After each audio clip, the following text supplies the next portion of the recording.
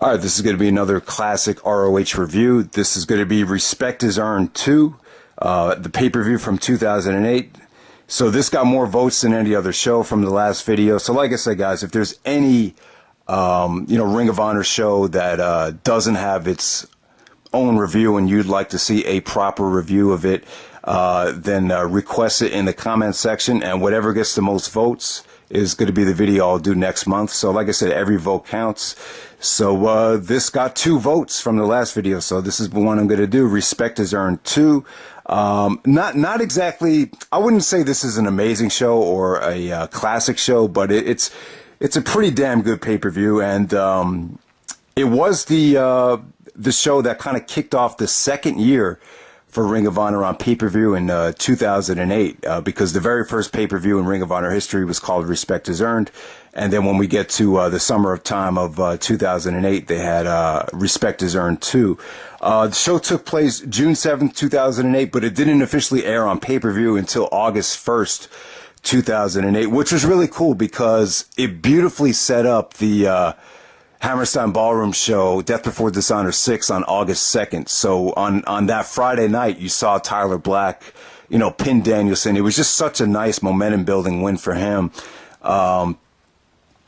It perfectly led into, Tyler Black and Nigel going at it in that 4-way at Death Before Dishonor 6. So bottom line is, it was just perfect momentum building for Tyler Black to win the ROH World title. But that did not happen in 2008 because of the booking change. But yeah, let's get right into it. This show took place in Philadelphia. It was kind of the return to Philly since Tyler Black became a legend at Take No Prisoners. So it's I would say, man, great show. Just not a lot of matches. Everything was pretty much good. I'm not as high on this show as some other people. I think True Slayer has given this the amazing 9.0 level, but I probably wouldn't go that high. I'd probably go like maybe 8.25, 8.5, maybe 8.75. I'm not sure yet, but yeah, man, it's there really is some tremendous stuff on this show, and nothing was bad at all. So let's go to first match tonight. You had the Vulture Squad, Jigsaw and Ruckus taking on Kevin Steen and El Generico. Perfect way to start off the show. Kevin Steen and El Generico got screwed the night before at Up for Grabs tag team title tournament. So this is just a nice momentum building win for them because they would go on to win the tag team championships.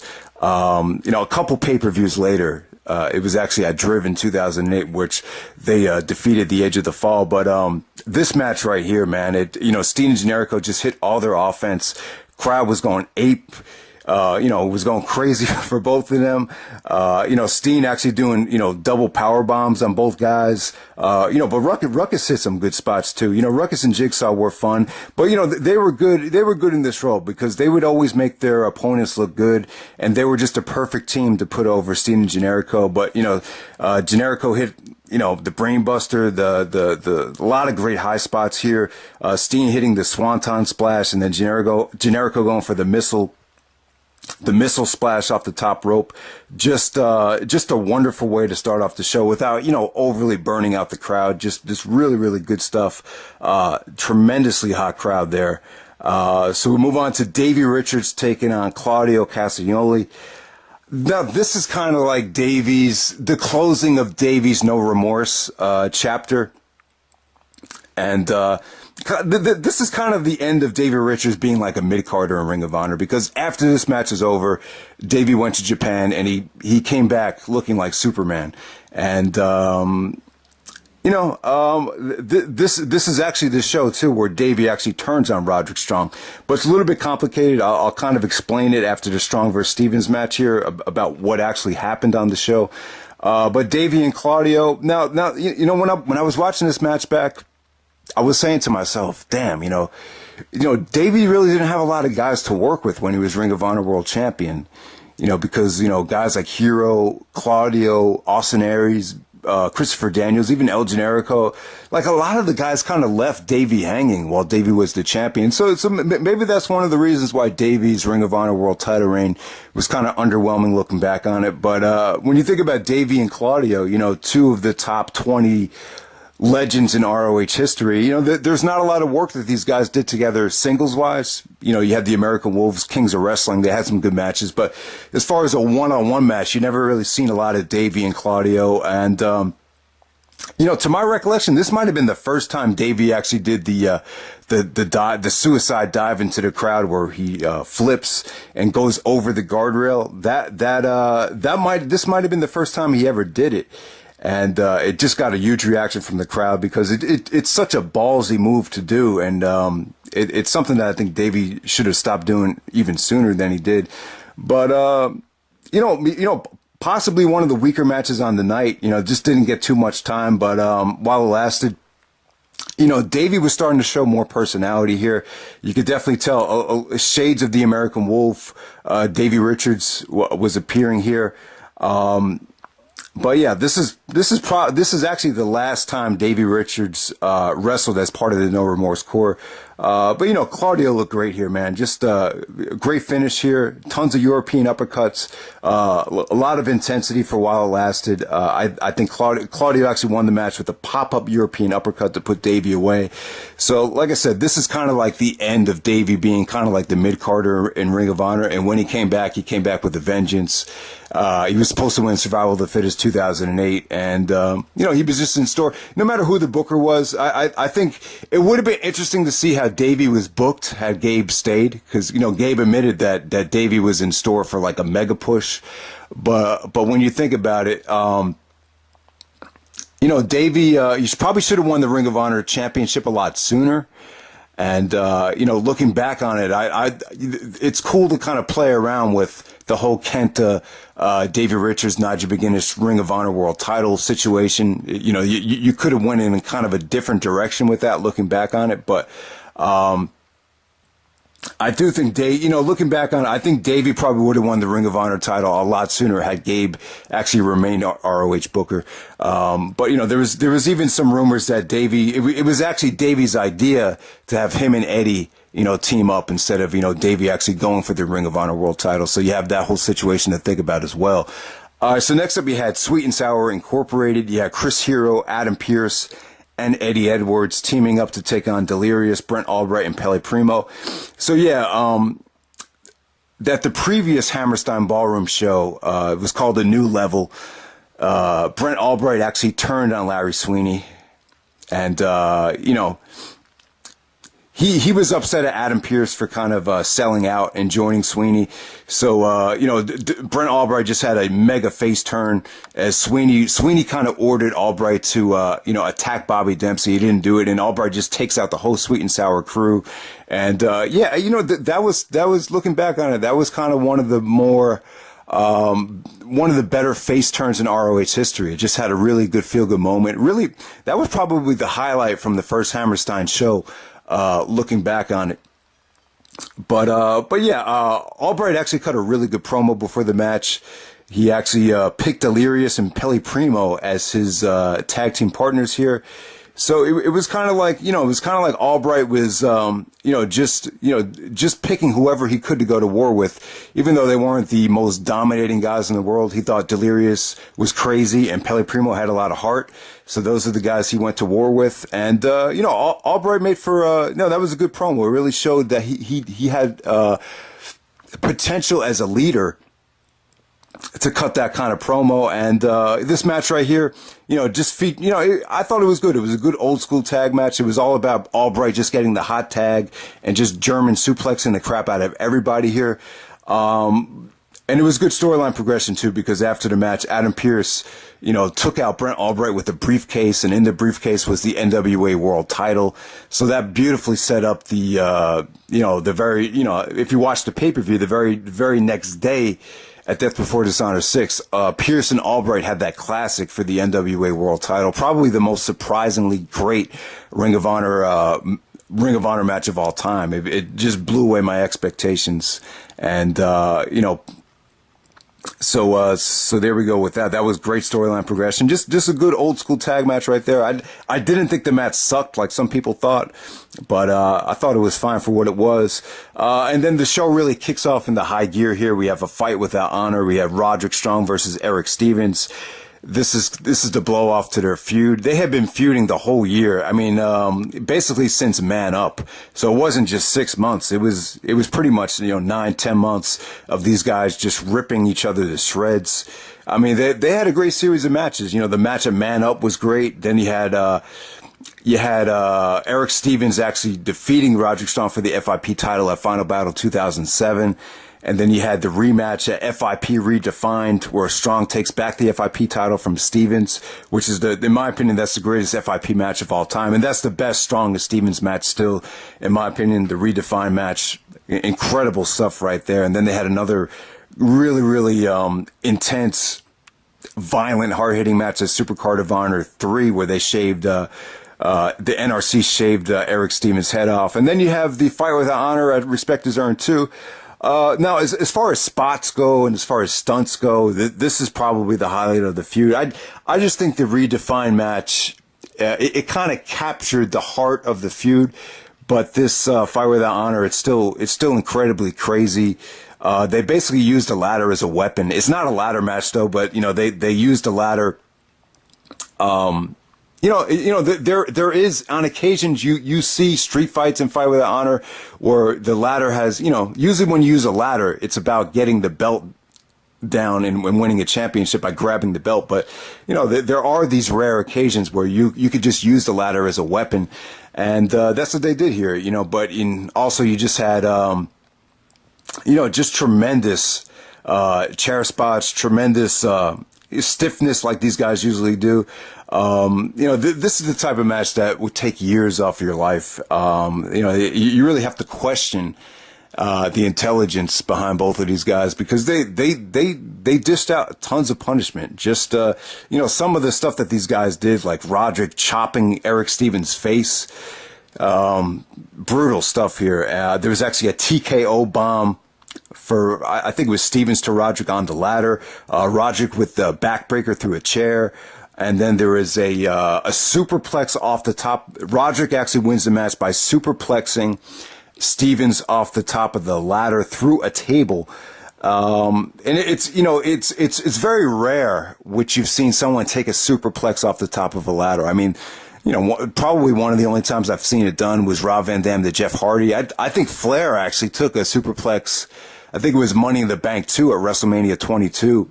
I think Flair took it from Matt Hardy. So you very rarely you've seen a superplex, but to take a superplex off the top of a ladder through a table, that's just doing a lot right there. That's just an incredible bump. So Strong wins the war, wins the feud. And then, they don't show it on the pay-per-view, but on the video wire, Larry Sweeney comes out and, tries once again to get Roderick and the No Remorse Corps to join Sweet and Sour Incorporated. But Roderick says no. He's like exhausted. He has like nothing left. And then Davey comes out and he's like, hey, Roddy, man, this, Larry might be onto something, man. This could be a great opportunity for us. And then Roderick's like, Davey, I said for the millionth time, no. And then Davey's like, yeah. And so Davey takes off the No Remorse Corps t-shirt, and then underneath it is a Sweet and Sour t-shirt. And then Davey actually kicks the rope while Roderick is trying to get out of the ring, and the rope hits Roderick in the nuts. And then Davey's like, you're not going to hold me back anymore. And then does a spinning heel kick to him. It was just a great heel turn. I thought Gabe did a really good job of booking Davey's heel turns, because this wasn't the only time he turned heel. I think they did a segment in Dragon Gate USA where I think Davey actually turned on Bryan Danielson after the Shingo match. I think Danielson just came out to congratulate him, said, that was an awesome match. And then Davey just, kicked him out of nowhere. And I just feel like he really got a good edge out of Davey. And, great Davey Richards heel turn. He was, he took the summer off, went over to Pro Wrestling Noah and just came back in incredible shape. And, so that was kind of the end of Davey in the NRC. And, this sets up Roderick for just a really good face turn. And, so we move on from there. Next up, we have Nigel McGuinness taking on Go Shiozaki, ROH World Title match. Good match, but kind of a little bit of mixed feelings here. I just felt like this could have been promoted better.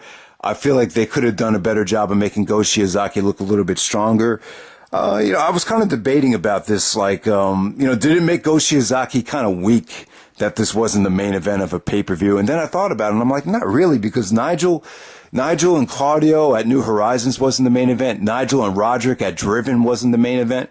So that wasn't the issue. The kind of the issue looking back on it is that Nigel wasn't able to have the kind of match with Go Shiozaki that Austin Aries and Bryan Danielson were able to. I thought the Danielson and Aries matches with Go were a little bit better. And I also thought, Nigel just had, better matches with, guys like Kenta, Naomichi Marufuji, and Morishima. I just thought Nigel, it's a little bit tough because I think Nigel's European style and Go Shiozaki's strong style, it just didn't equate for as good of a match as Go was able to have with other guys. But it was still good stuff. I just felt like it was a little bit on the short side. I felt like they could have made Go Shiozaki look a little bit stronger, because if you look at the Kenta match and the Marufuji matches, it just seemed like Ring of Honor went out of their way to kind of make Marufuji and Kenta look a little bit strong. But you have to keep in mind, at the time, Go Shiozaki wasn't on that level yet. He was still kind of they were kind of still grooming him as like the baby Kubashi. And but yeah, man, I thought he still looked good. Nigel did a great job of kind of going to work on Go Shiozaki's arm, because Go got a lot of his offense from those thick, heavy chops. But Go still looked good. He did a lot of intercepting of Nigel's lariat by hitting him with super kicks. The finish came off well with, Nigel hitting the rebound jawbreaker lariat and then putting Go Shiozaki away with the London Dungeon after going to work on the arm. So I thought that finish made a lot of sense. There was actually some sick German suplexes from Go here. Go actually hit a German suplex to Nigel on the top of the turnbuckle. So, the match was good. It definitely had good energy. You could see that some of the heat that Nigel had against Tyler Black had taken no prisoners with this Philly crowd kind of transferred over to this match. So I still thought this was good, but just not on the great or amazing level. And I just thought Nigel had better matches with some of the other guys from Noah. And I just thought the match could have gotten more of a better promotion and a better platform. In retrospect. So there we go with that. Now the main event, the ROH World Tag Team Title match, Age of the Fall versus Age of the Fall of Jimmy Jacobs and Tyler Black, the new Ring of Honor Tag Team Champions. Jacobs and Black, they actually won the tag team titles at Up for Grabs, which was the vacant tag team title tournament the night before, because the Briscoes had to vacate their tag team titles because Mark Briscoe had to get knee surgery, I believe, on his meniscus, if I'm not mistaken, and they take on Austin Aries and Bryan Danielson. Story of the match was Jimmy Jacobs and Austin Aries. They this is right at the apex of their feud, because Aries had just stolen Lacey away from Jimmy Jacobs, so Jacobs was like heartbroken. And the previous show, Jacobs tried to kill Austin Aries with a spike. It was brutal. This is a perfect example of a feud where there's so much tension, and it was over a woman. But Lacey decided to leave Jimmy Jacobs because Aries was convinced that basically Austin Aries convinced Lacey that Jimmy Jacobs was full of crap. This whole Age of the Fall thing was a bunch of hot air. And so there we go with that. So the match actually ends in a DQ right away because Aries and Jacobs are trying to kill each other. Then Danielson gets Aries to calm down and gets the referee to restart the match. I kind of hate those DQs where they restart the match. I kind of think it devalues the value of a DQ, to be honest with you. But this match right here, like I said, the selling point was you just had great tension and great heat between Jimmy Jacobs and Austin Aries. They were just trying to kill each other throughout the entire match. And they eventually, Aries hit the heat-seeking missile on Jacobs, which came off great. That was a great spot. And then Jacobs spears Aries out of nowhere. Then they go brawling to the back. And then it ends up being Bryan Danielson versus Tyler Black. And both these guys work their magic really, really well here. There was actually some double submissions with Danielson going for, the triangle choke and Aries going for the last chancery. That stuff came off great. Danielson busted out a lot of submissions here. For a tag team match, he kind of had more of a submission-oriented approach. He was going for crowbars, arm bars, like I said, the triangle choke, probably the cat of mutilation. Can't remember exactly if he did that, but Yeah, I think he did. But yeah, just great chemistry between Bryan. It came down to Bryan Danielson and Tyler Black one-on-one. Just great chemistry between them. Really, the crowd was hot for Tyler Black, even though he's in the ring with Bryan Danielson. Tyler was just so hot because he was coming off of that match with Nigel back in Philadelphia. A lot of the fans were cheering for Tyler Black, and Black actually fights off the Danielson submissions and puts Danielson away with the Phoenix Splash. Crowd just goes crazy. Then Nigel comes out and he's making fun of Bryan Danielson for losing to Tyler Black. And then he says to him, if you want a title shot against me on pay-per-view, you're going to have to go through everybody already defeated.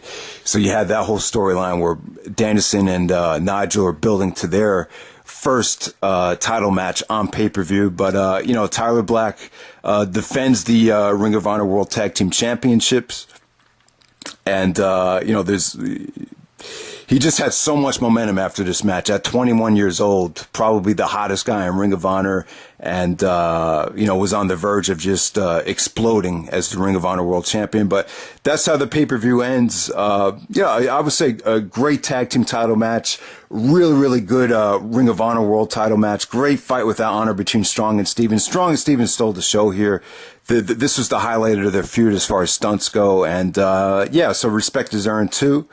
I would say it's a great show. It's probably probably a lot more action packed and, maybe an even better show than Respect is Earned 1, which I think is a very underrated pay-per-view as well. But, this is Respect is Earned 2.